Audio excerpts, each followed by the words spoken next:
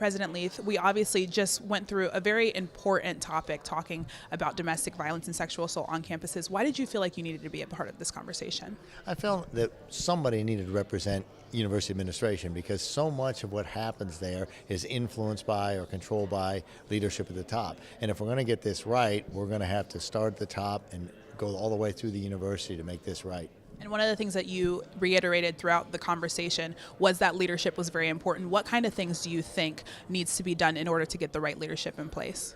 I think whenever a coaching slot is open, I think the president and AD really need to think about what are the qualities they want in a coach. So before they hire that man or woman, they don't just look about can they win on the court or the field, but how are they going to mentor young men and young women to make them great citizens.